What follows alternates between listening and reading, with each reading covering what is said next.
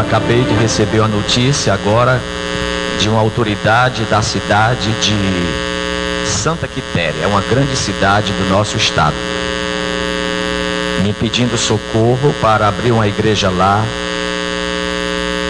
porque não sabe mais o que fazer com tanta desgraça, com tantos problemas.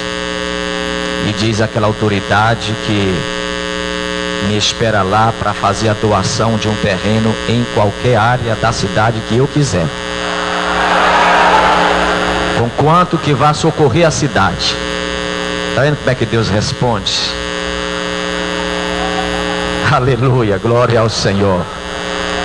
Deus é tremendo, Deus é maravilhoso. E eu já vou ligar para ele amanhã, vou marcar e vou lá. É uma grande cidade. Tem alguém aqui de Santa Quitéria? Olha aí, várias pessoas. É Deus fazendo. Salmo 1, confirma com amém quem encontrou. Bem-aventurado é o homem que não anda no conselho dos ímpios. Bem-aventurado é o homem que não se detém no caminho dos pecadores. Bem-aventurado é o homem que não se assenta na roda dos escarnecedores. Bem-aventurado é o homem que tem o seu prazer na lei do Senhor, e na sua lei medita de dia e de noite. Este homem é bem-aventurado porque ele passa a ser como uma árvore plantada junto a correntes de águas, que no devido tempo dá seu fruto, e cuja folhagem não murcha. E tudo que este homem faz prospera, ele se torna bem-sucedido. A diferença é que os ímpios não conseguem ser assim. Os ímpios são como a palha que o vento dispersa. Por isso os perversos não prevalecerão no que é justo, nem os pecadores permanecerão na congregação dos justos. Porque o Senhor, Deus Jeová, conhece o caminho dos justos. Tem uma coisa: o caminho dos ímpios perecerá. Senhor Deus, meu Pai, que coisa tão séria é esta? Que o Senhor revele a cada um nesta noite a sua posição, o seu comportamento, a sua postura, o que eles estão fazendo no teu reino e como devam andar, nos trazendo como resultados desta disciplina a paz, a felicidade, o saber e o bem-estar, em nome de Jesus. Amém. Sente-se calmamente. Se quiser deixar a Bíblia aberta para anotar alguma coisa, faça assim. Que vocês possam hoje aprender mais algo de Deus, porque como seres humanos que somos seres carentes. Eu tenho observado nas minhas lides das relações interpessoais, do pastorado de muitas pessoas, que as pessoas são muito aflitas por não conhecerem tudo aquilo que elas desejam conhecer, e às vezes por não saber encontrar a felicidade, a paz e o bem-estar. A procura de cada ser humano é exatamente esta: nós convergimos para o bem-estar. Bem-estar na relação conjugal, na relação interpessoal, na relação comercial. Felicidade na família, bem-estar no namoro, no noivado, nos projetos, nos sonhos, nos planos. Esta é a nossa busca. Até brigamos para encontrar este pódio. Da mesma forma e intensidade que nós buscamos a felicidade, a paz e o bem-estar, a prosperidade, também descobrimos que há oposição, contrários aos nossos sonhos. Já é do conhecimento de todo ser humano que não é com facilidade que nós conseguimos atingir aquilo que sonhamos e queremos. Essa é a grande verdade da vida. Há uma briga constante para marido e mulher se manterem no casamento. Moça e rapaz se manterem no noivado, no namoro. Patrão e empregado se manterem como patrão e como empregado. É uma guerra diuturna, constante. Agora vocês imaginem o seguinte: se aonde eu posso me defender por poder detectar e conceber e perceber, eu não consigo. Imagina agora a guerra espiritual que todo ser humano é passivo de enfrentar. Porque a gente pensa que só é porque somos evangélicos ou porque nos tornamos evangélicos é que a guerra começou. A questão hoje é que as escamas espirituais dos nossos olhos caíram e agora a gente consegue conceber, perceber, observar. Mas antes de Cristo nós tínhamos as nossas guerras. Lá dávamos tiro no ouvido, os mais fortes, não é? Saía daquela faixa de corda no pescoço, ingerir vários comprimidos, veneno. Mas os mais fortes corriam para a bola de cristal, baralho, trabalhos feitos com despachos à meia-noite, encruzilhadas ou na beira da praia. Ou então os mais fracos se deprimiam, se isolavam, entrava para o seu quarto e não queria conversar com ninguém, preferiam sumir da família, dos amigos, tornavam-se e tornam-se andarilhos. Eu não tenho mais ninguém por mim, estou com desgosto da vida.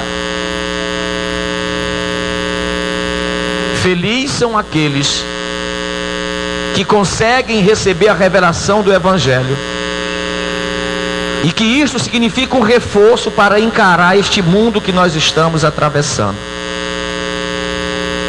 Então a Bíblia Sagrada nos dá algumas vertentes, algumas saídas que teologicamente são chamadas de normas, leis, que obedecidas nós poderemos passar por esta vida de forma quase que consensual, quase que em paz. E estas normas está escrita neste salmo. Uma coisa que precisamos aprender, cristãos, é que a Bíblia não é apenas um livro para a gente ler, um livro narrativo. A Bíblia é um livro prescritivo. Ele gera norma, leis, com a finalidade de adequar nossos comportamentos. É Deus pensando no bem para a gente. E este Salmo 1 é como uma prescrição médica, é como uma receita, que obedecido, atentado, observado, ele gera saúde. A saúde hoje já compreendemos que não é somente a saúde física. Quando eu não estou bem espiritualmente, eu estou péssimo materialmente. É incrível como a saúde do homem é, sim, em síntese, na íntegra, começa na sua subjetividade. Se eu não tenho uma alma em paz, eu vou jogar fora esta guerra que está dentro de mim. se eu não tenho capacidade de perceber caminhos que me levem ao altruísmo, eu vou ser venenoso para as relações. E o Senhor Deus quer exatamente normatizar isto. Neste salmo a gente detecta uma conduta justa, porque só a conduta justa gera uma vida frutífera, porque só uma vida frutífera expõe características que nos faz deleitar na paz, na verdade, em todas as áreas. E apesar de ser um salmo breve, seu conteúdo retrata vividamente o tipo de homem que agrada a Deus. A palavra agradar está em voga nas 24 horas das nossas vidas. Nós estamos tentando agradar o professor na sala de aula, fazemos tudo para agradar o patrão, vivemos um desafio para agradar a esposa e a esposa ao esposo, um desafio para agradar aos filhos e os filhos aos pais, um desafio para agradar ao sócio da empresa. É uma loucura. E é interessante que aqui embaixo a gente consegue fazer isto. A gente recebe elogio do mestre na sala de aula, recebe elogio do patrão, recebe elogio das pessoas que formam o nosso círculo de amizades. Mas quando começa a pensar na relação espiritual vertical, começa o problema. Por que nós somos inclinados a agradar o senhorio material, mas temos dificuldade para agradar o senhorio espiritual? É engraçado que este salmo é também conhecido como o salmo da sabedoria. Ora, se é o salmo da sabedoria, ele se encaixa com o que eu penso e com o que eu quero, porque todos nós temos necessidade de saber, crescer, conhecer. Qual é a nossa luta? Por que é que perguntamos tanto? É porque a gente quer conhecer as coisas. Sexta-feira, quando eu fui sepultar aquela juíza, a primeira pergunta que os filhos fizeram foi uma interrogação: por que, pastor? Eu quero saber por quê que Deus levou minha mãe. Daí foi criada a filosofia, que ensina a gente a questionar, a perguntar por quê, e por quê, e por quê. É a chamada dialética. A gente quer chegar ao resultado final, entender. Aqui Deus abre uma brecha para a gente. São Tiago, no capítulo 1, em versículo 15 de sua epístola, ele diz o seguinte: você quer conhecer, você quer ter sabedoria? Só tem um caminho. Qual é? Peça a Deus que Ele lhe dá sabedoria e não reivindica direitos seus. Ele passa deliberadamente. Olha para o pastor. Agora a questão é como pedir sabedoria. Ah, pastor, eu peço, Senhor, me faz uma pessoa sábia. A questão não é eu externar o meu desejo de conhecer. Pedir as coisas a Deus não é só abrir os lábios e pronunciar o som, a voz. Ele requer atitudes. Ele quer ações. Ele está cheio do nosso culto, diz o profeta Isaías. Ele diz assim: olha, eu não aguento mais quando vocês me louvam, quando levantam a mão. Não estou querendo isso não. Tira o pé do chão, pula para lá, pula para cá. Eu estou cheio disso. Eu estou cheio da vossa liturgia, das festas, dos cerimoniais, da lua nova. Eu não estou querendo isto.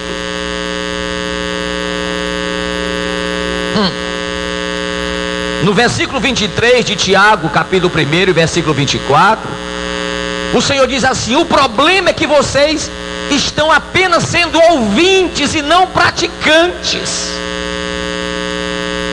O Senhor está dizendo: há um abismo enorme entre ouvir e praticar. E eu não quero responder somente ao som, eu quero ver atitudes. Eu quero prática. Cristianismo não é oba-oba, cristianismo é prática. Por isso que nós vivemos nesta situação de caoticidade, de estar clamando, brigando, reclamando, murmurando. Eu fico triste quando abro a TV e vejo aquela loucura de gente